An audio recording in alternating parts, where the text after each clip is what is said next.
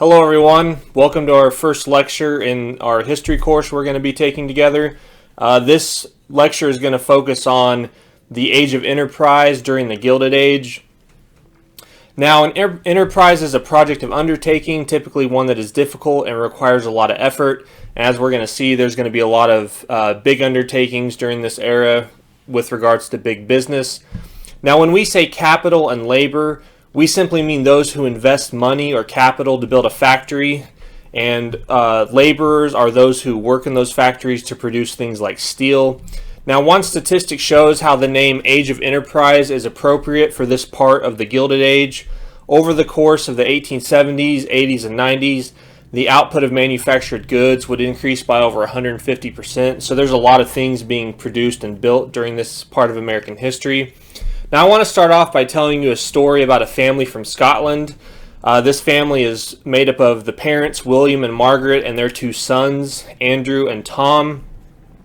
Now, the father, William, is a weaver. He's a skilled worker. He takes different pieces of cloth and he weaves them together at right angles to make fabric. He does this on a loom, so he's a skilled worker.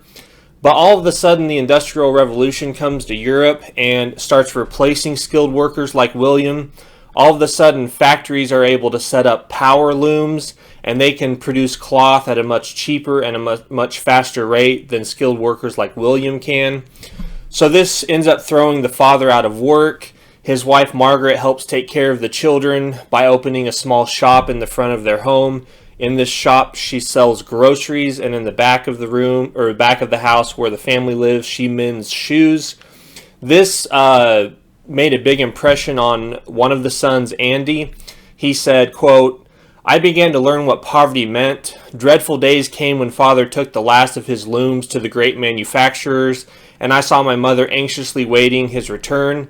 It was burnt into my heart then that my father had to beg for work, and there came the resolve that I would cure that when I got to be a man." So young Andy sees his father out of work, unemployed, and the family struggling, and basically makes a vow that he doesn't want that to happen when they grow up. Now there's a disastrous winter in Scotland in 1848, and the family decides to move to Pittsburgh. The mother, Margaret, had some family there. So they auctioned off the family home and the only remaining loom that their father owned.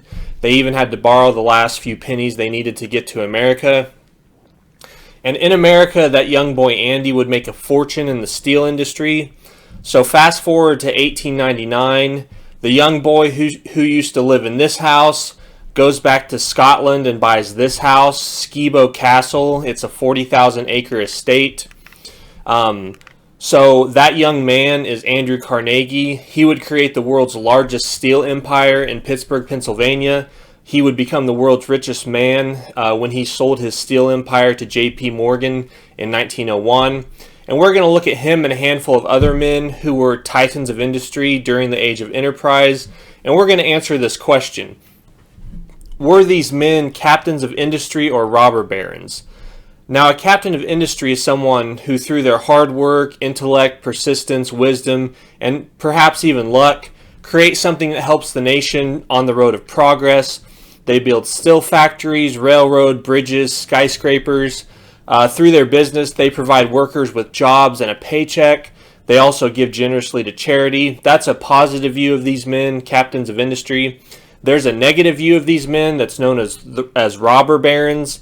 Now, a robber baron is someone who may display intellect and work hard, but their success is also due to them climbing the ladder of success off the backs of their workers, who they often mistreat and underpay. Their success is due to more to their ruthlessness and willingness to exploit others than anything else. So as we kind of cover this material, I want you to think about these men. Are they captains of industry or robber barons, or maybe a little bit of both? Now, there's quite a few factors that led to America industrializing during the Gilded Age. The first one is America had a lot of resources.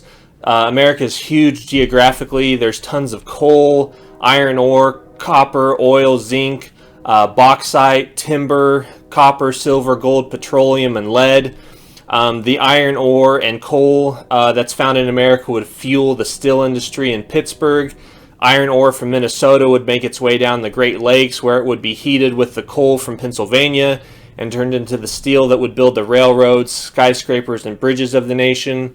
The organization of the corporation is another thing that helped America industrialize.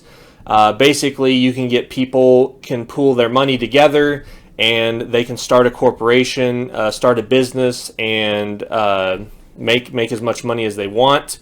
America also has a growing workforce during this era. This is due to a high birth rate and high immigration. So the population of the United States in 1860 was 31 million. In 1900, it had doubled to over 76 million. 11 million of those were immigrants. So manufacturers, factory owners always had a cheap and abundant source of labor. Railroads and other industries, mainly steel, also helped spur growth. So you have lots of growth from the 1870s up until the 1900s, like I said. Railroads helped create a national marketplace for the nation's goods. You also have these capitalists, these titans of industry, men like Andrew Carnegie, John D. Rockefeller, J.P. Morgan, James J. Hill. Their intellect, their willingness to take risk, their knowledge of business and how to make money and how to make industries work helps fuel the Industrial Revolution in America. You also have a lot of inventions. Before the Civil War, there's about 1,000 patents issued annually. By 1890, something like 25,000 patents are issued every year. So people make money off of their inventions, and this helps them want to invent more. And you also have government policy kind of help with industrialization. There's something called laissez-faire. This just means leave it alone. So during this era, the government kind of has a laissez-faire attitude towards business. Don't regulate business too heavy. Kind of leave it alone. It will. The people that run the businesses know best how to run them. The government also has a protective tariff on American goods. A tariff is just a tax on something imported from another country. It protects home industries. So the American government will put a tariff on British steel. So they actually raise the price of steel coming from England. Well, that makes American steel more competitive, so people are more willing to buy American-made products as opposed to foreign products. It basically drives the price of foreign goods higher. And you also have the government giving a lot of land to railroads during this era. That kind of helps create a national marketplace and help the railroads flourish. Now, this era is also called the Age of Steel because the steel produced in the factories of Carnegie and others is the resource that fuels the growth of the nation during the Gilded Age. Something like 90% of steel production during this period went to make railroad rails. So steel fuels the growth of the nation. Now, factories had been around forever, or not forever, but since before the Civil War. Textiles, shoes, furniture, paper are made in factories. Now these could be made at home or by artisans. It's not really a large-scale enterprise before the Civil War. There were usually lots of small shops that produced these goods. Oftentimes the owner labored alongside his workers. But that's going to change during this age of enterprise. The nation is industrializing and needs railroads, trains, machinery, bridges, commercial buildings. And steel is going to provide the building blocks for all this stuff. Now, before steel, you did have an iron industry in America, and they produced something called wrought iron. Wrought iron is a malleable metal that's used by blacksmiths and farmers.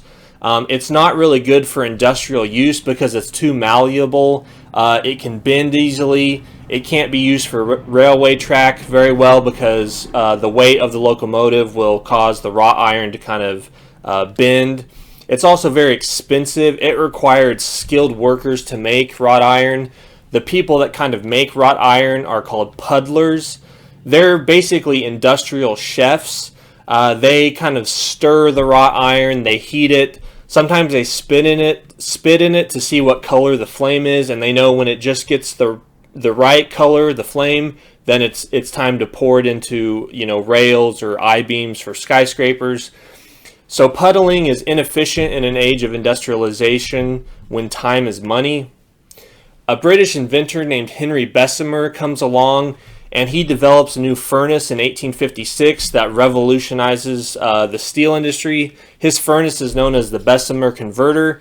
It turns raw iron into steel, which is much more durable than wrought iron. It's much cheaper to produce, and it requires almost no skilled labor. Now, the Bessemer converter was a pear-shaped furnace. It was made of steel and fire clay bricks. There were air holes at the bottom of the furnace that blast air into the converters, therefore oxidizing the impurities, and those impurities either escape in gas form or they form a slag that can be thrown away later on.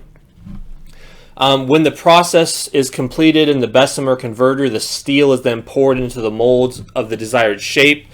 The steel that comes out is very durable, which is great for things like rail tracks and steel beams for skyscrapers and bridges. What this means is that the owner of steel factories will no longer need to rely on skilled workers such as puddlers, and they can instead rely on cheap, unskilled, and replaceable labor. Now, Andrew Carnegie is the one that best harnesses this potential of the Bessemer process in America and therefore revolutionizes the steel industry.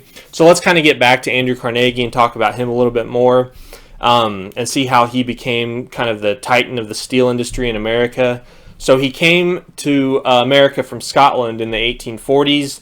Upon coming to America, he went to work at an age when not many children went to school. Some of his early jobs included stoking boilers in a textile factory for 12 hours a day. He used to have nightmares that the boilers were going to explode and kill him, and that did happen a lot. He was also a messenger boy for a telegraph office. He would deliver messages throughout the city, and he would always remember the people he delivered messages to. He kind of made a note to always memorize who the big wigs, the businessmen in the city were, because he knew that connections kind of help you in your career. He learned to do everything he possibly could at any job he worked at. He also worked as a telegraph operator. He eventually takes a job with the Pennsylvania Railroad and works for Tom Scott, who's kind of this great railroad titan of the age. There's a great story where when Andrew Carnegie is a young man, some of the trains on the Pennsylvania Railroad break down. Tom Scott is not in his office, so he can't give out instructions about what to do. So young Andy gives the orders, pretending that they came from Scott, which they didn't. He orders the broken down cars to be pushed off the track and burned so as to allow the railroad traffic to keep flowing. Andy knew that that time was money, and every minute the track was blocked, his boss Tom Scott was losing money.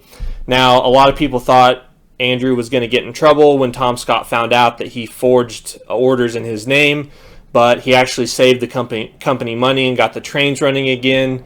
So in private, Tom Scott would always tell his friends, like, let me tell you what my boy Andy did. He kind of bragged on him. Now, by 1859, just before the Civil War broke out, Carnegie was making tens of thousands of dollars a year working for Tom Scott. In 1865, the year the Civil War ended, Andrew Carnegie left the Pennsylvania Railroad and started a railroad bridge building company. Eventually, he ends up opening up the J. Edgar Thompson's Works. This is a factory he builds outside of Pittsburgh. It's completed in 1875. He makes steel cheaper and helps fuel the growth of the nation. The price of steel drops throughout the Age of Enterprise from $28 a ton to $18 a ton. So he's basically making the building blocks of America cheaper for people to purchase. So cheaper steel means more railroads, more skyscrapers, more bridges, more industrialization. By 1900, Carnegie Steel produced more steel than the entire industry of Great Britain. I've even seen some textbooks say he produced more steel than Great Britain and Germany combined, which are the two greatest industrial powers next to America. Carnegie Steel employed some 20,000 people and produced 25% of the world's steel. In 1900, Carnegie Steel made a profit of $40 million. So Andrew Carnegie makes a ton of money with his steel factories. Now, after Carnegie retires from the steel industry, he kind of devotes himself to philanthropy and issues of world peace. He builds numerous libraries around the nation. These were known as Carnegie Libraries. So between 1883 and 1929, Carnegie's fortune was used to build over 2,500 libraries around the world. 1,700 of these were built in America. At his J. Edgar Thompson Works steel factory, he established libraries, reading rooms, a community center, a music hall, and athletic facilities for his workers. He believed that the best way to benefit the working man was by building up institutions that benefited him instead of just giving him money. Andrew Carnegie gave away $350 million while he was alive, and even more than that after he died. One of his most famous sayings was, "The man who dies rich dies disgraced." Now, one must also not forget his contributions to the nation's industrialization. He made bridges, railroads, skyscrapers possible with his cheaper cost and stronger steel. Carnegie also went around giving speeches, and he wrote numerous pamphlets and books. He created a short business talk called How to Succeed in Business, and he gave this speech over and over throughout his adult life. In his speech, he had many pithy little sayings that echoed the style of Benjamin Franklin over 100 years earlier, if you've ever read Poor Richard's Almanac. Some of Carnegie's sayings include, "Drink alcohol in moderation and never enter a saloon. Never use tobacco, it's unhealthy and a waste of money. Always do more work than is asked of you. Strive for success no matter how lowly your line of work is. No matter how small your earnings, always save something and never gamble." In 1889, he published what would become his most famous work, The Gospel of Wealth, and you're actually going to read sections of that.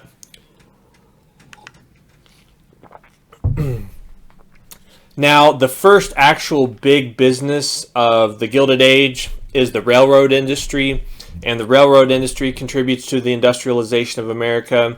Locomotives come from Britain in the 1830s, and they were used heavily during the Civil War to move troops around and fight battles. Railroads were financed by private investors, but the government did provide incentives. The government buys railroad bonds. The government provides land grants, other forms of subsidies to railroads. So another thing to keep in mind is this is the era of laissez-faire government. The government kind of leaves things alone. But that's not always true. The government does intervene in the economy. The government does get involved in big business. Sometimes the government partners with big business in corrupt ways. So in theory, it's kind of laissez-faire, but in reality, that's not always the case. As you can see from these maps, the growth of railroads just exploded during the Gilded Age. In 1865, there's 35,000 miles of railroad track, mostly in the north and the east. In 1872, there's about 70,000 miles of track.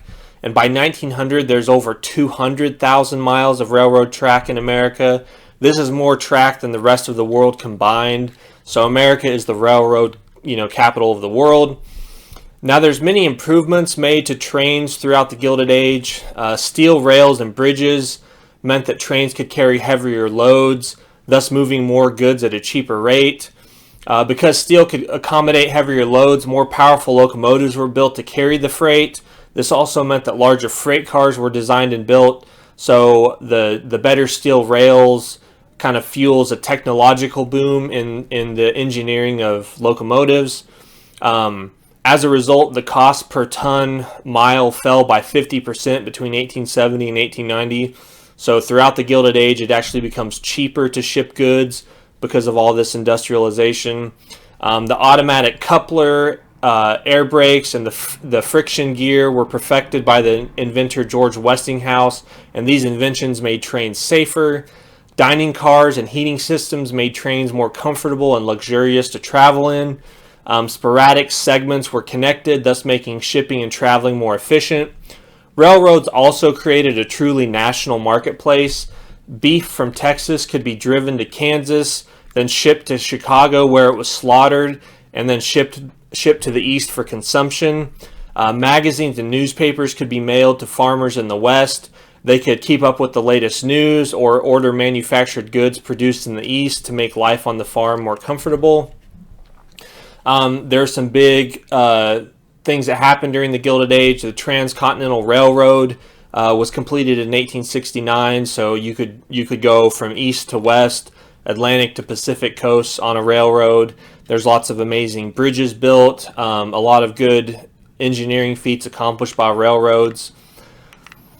There's lots of different railroads throughout the country. You don't have to know all these, but here's a list of kind of some of the most famous ones. Some of the most famous railroad titans, one of them is Cornelius Vanderbilt. He's kind of the father, I guess, industrial titan of the railroads. He actually started out in the steamboat industry, but then transferred to railroads.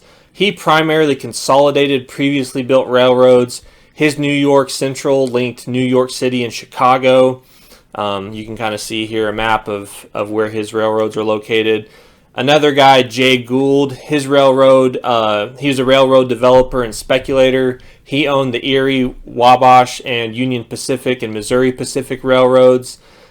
His railroads were often weak, but they did force down the rates of competitors. Probably the most famous railroad builder during the Gilded Age was James J. Hill. Now, he was born in Canada, but he ended up settling in Minnesota. He goes to work for the St. Paul and Pacific Railway. He learns the ins and outs of the railroad business. He ends up buying the railroad because it goes into bankruptcy, and he wants to build a railroad through the Red River Valley to the Pacific Ocean. Now, he refuses to accept any money from the government. He's kind of one of these businessmen who likes government to totally stay out of his business. A lot of these titans of industry will accept government subsidies or government help, but James J. Hill doesn't. He just wants to be left alone. His enterprise to connect the Red River Valley to the Pacific Ocean was known as Hill's Folly because nobody thought it would succeed, but he does connect those areas in 1893. He renames his railroad the Great Northern Railway Company. This area that his railroad traverses is called Hill's Country.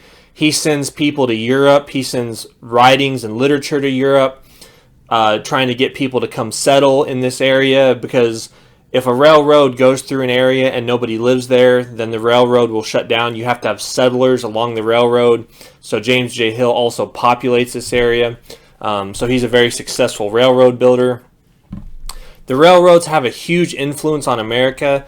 They create a national marketplace. Like I said earlier, beef from the Great Plains could go to Chicago and then back east. Raw materials like iron ore from Lake Superior and coal from sites in Pennsylvania were shipped to the factories to make steel.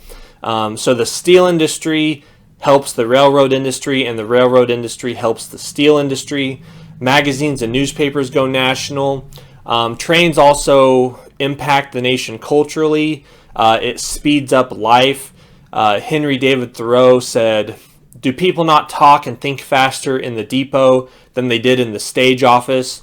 So back in the days of the stagecoach, life was slower, but once trains come along, everything is a lot quicker. Time zones are established in 1883 thanks to the railroads. They all get together and say, we've got to have a national standard for keeping time. So there's Eastern, Central, Mountain, and Pacific, and that's thanks to the railroads. You know, previously, Buffalo, New York had 3 clocks from different time zones. Illinois had 27 clocks, Wisconsin had 38. Basically, trains from all these different states coming in would come at different times, so they standardized time. They also standardized track gauge during this era. 4 feet 8.5 inches becomes the standard distance between the rails. You also have the cost to transport freight dropping. Like I said, it drops 50% during this era. So, you know, people can ship steel cheaper. Farmers in the Midwest can grow their wheat and their corn and put them on trains and ship them to market for a lot cheaper. So during this age of enterprise, you start to go from small scale enterprise, you know, factories, work, to large scale enterprise. Before the Civil War, manufacturing was done on a small basis. You know, like I said earlier, men owned small shops or factories. They often labored alongside their workers. And even if the boss didn't work alongside you, you at least knew who the boss was. And these small shops usually produced for markets nearby. After the Civil War, large factories and national markets lead to large-scale enterprise. One economist, David A. Wells, said this: combinations of capital on the scale hitherto wholly unprecedented constitute one of the remarkable features of modern business methods. Now, somebody who specialized in large-scale enterprise was Gustavus Swift. He was the Chicago cattle dealer who came from Massachusetts. Chicago's kind of the meat or the cattle market capital of America. Beef is shipped from the Great Plains to Chicago and then shipped back east. Now, before Gustavus Swift, livestock would be shipped alive from Chicago back east. So it gets to New York, Boston, Philadelphia, and then it's slaughtered and sold by local butchers. So small scale enterprise sells the meat. The cattle would lose weight while they're on the train being shipped to these eastern cities, losing their owner's money. So Swift knew that he could make more money if he could slaughter the animals in Chicago and then ship them back east. So what he ends up doing is he develops a cooling system and a fleet of refrigerated cars. He slaughters the cattle in Chicago and then ships the meat back east. He also sets up a network of branch houses and delivery wagons that replace the local butchers. So Swift ends up selling beef all over the country. He also builds factories that create fertilizer, chemicals, and other usable byproducts from what was normally considered the waste of the animal. He famously said that, quote, "the only thing wasted is the pig's squeal." So he uses all of the animal that he can. Eventually, he had stockyards in Chicago, Kansas City, Fort Worth, and Omaha. Swift manages everything from the production to the selling of the product. Now, this is something known as vertical integration. It's when a business is capable of incorporating within its own structure all the functions of an industry. By 1900, 5 large firms produced nearly 90% of the meat shipped in interstate commerce. This is known as an oligopoly, so a few large firms dominate the market. Now, one of the other most famous men during this era was John D. Rockefeller. He's famous for getting involved with oil refining. Now, his parents were William and Eliza Rockefeller. His father was kind of a scam artist and a shrewd businessman, while his mother was a devout Christian. Rockefeller learned business lessons from his father and morality from his mother. Rockefeller is a high school dropout. He ends up getting a job as an assistant bookkeeper. He keeps a ledger book with him everywhere he goes. He writes down every penny he spends. As a young man, he borrows $1,000 and starts trading commodities. He gets a start as a Cleveland grain dealer, but eventually he leaves the grain business and goes into oil. Now, oil drilling is risky because there's not a guarantee that you're going to strike oil, but oil refining is pretty safe because there's always somebody that strikes oil, so they need it to be refined, and if you're the one that refines it, you have job security. So Rockefeller goes into oil refining, and by age 25, he has one of the largest oil refineries in the world. Now, just a little background on oil. Oil had oozed up from the ground since forever ago. People had noticed this for generations. So oil, the knowledge of oil is not something new. Farmers use it to grease their wagon wheels. In the 1850s, they figure out how to extract kerosene from it. So oil is used to make kerosene that's used for domestic heating and lighting. But it's known that if you could drill down and extract the crude oil, then you could create a whole new industry.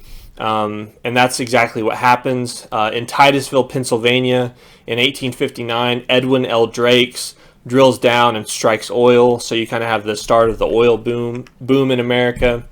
So Rockefeller is going to profit off of this. Now, Rockefeller eventually falls in love with somebody named Laura Spelman. She's kind of a feminist for her day. She wrote a paper, I think it was her valedictorian speech for high school, but it was entitled, "I Can Paddle My Own Canoe." Now, they're very romantic together. They would actually read ledger books together, so they would get together and go over how much money they spent, and that was kind of how they romantically spent their evenings. They get married in 1864 and eventually have 4 children. They actually worried that wealth would corrupt their kids, So their kids were forced to wear hand-me-down clothing. They had to share toys. They had to do allowances, or they had to do chores to get an allowance. One time, Laura Rockefeller said, "I'm so glad my son has told me what he wants for Christmas, so now it can be denied him." So Christmas with the Rockefellers was kind of like Christmas for Ralphie in A Christmas Story. You were not going to get that Red Ryder BB gun. Now, Rockefeller's business is called Standard Oil. He establishes this in 1870, and he basically plans to take over the whole oil industry, the refining industry. Rockefeller and some railroad executives schemed together under something called the South Improvement Company, and in reality, it was basically a conspiracy or a monopoly among the railroads and some of the oil refinery tycoons to corner the market. So it creates a monopoly for the refiners. It creates regular traffic for the railroads, and it drives out of business a lot of small refineries. In 2 months' time, Rockefeller has taken over 22 of the 26 refineries in Cleveland. By the time he's 40 years old, he controls 90% of the oil refining in the world. Now, many people criticize Rockefeller for this, as you can see by these political cartoons. Americans, on the one hand, had respect for the self-made businessman, but they also despised monopoly. Sometimes these men were both self-made and monopolistic at the same time. Now, John D. Rockefeller is not a fan of competition. A lot of these big businessmen thought competition was harmful, so they actually liked monopolies because you can get together with everyone in your industry and agree on prices and production. John D. Rockefeller famously said, "The day of combination is here to stay. Individualism has gone, never to return." So not all these guys are laissez-faire businessmen. Now, one area where Rockefeller excelled was in the arrangement known as a trust, and that's what Standard Oil was, is a trust. Before trusts occurred, businessmen in the same industry would often form something called a pool. Now, a pool was a secret collaboration between rival businessmen to set prices and production limits so that everyone in the industry benefited. For example, all the railroad executives might get together and agree that instead of cutthroat competition between themselves, it would be more profitable to secretly set prices and determine how much freight each railroad could handle. These pools had no legal framework. It was basically a gentleman's agreement. Someone from within the pool could agree on the terms, but then break them when it was to their advantage. So after a pool is formed, eventually trusts come along and replace these pools. Now, a trust is similar to a pool, except that the agreement has a legal framework. It would legally bring many companies in the same industry together under the control of a board of trustees. A company would relinquish a majority of its stock.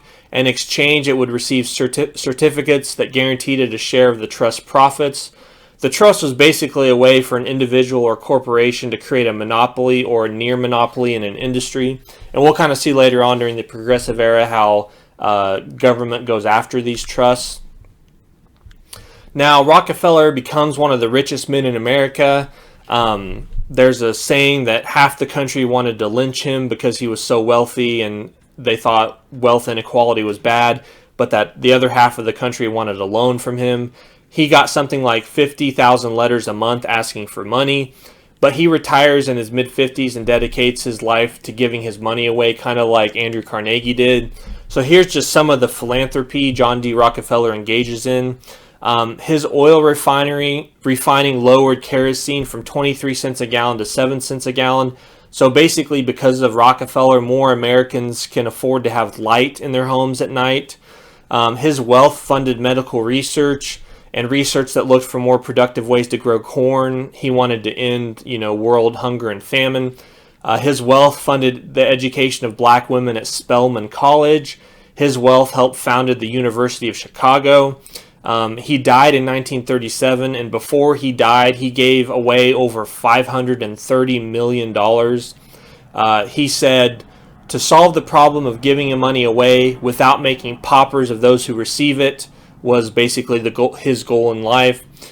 Charity was a way to fix society, not just ameliorate it. So he wants his money to help end poverty, not just help someone with the symptoms of it. Now, the biggest financier of the Gilded Age was J.P. Morgan. He's kind of a finance capitalist. He doesn't provide technical know-how in an industry, so he doesn't build factories, but he does exert influence through the control of bonds and stocks that corporations issue. He was born into wealth. His father was a banker and taught him lessons about money from a young age. Multiple times throughout his life, J.P. Morgan would loan money to the United States government and prevent economic collapse. So he's actually more wealthy than the United States government.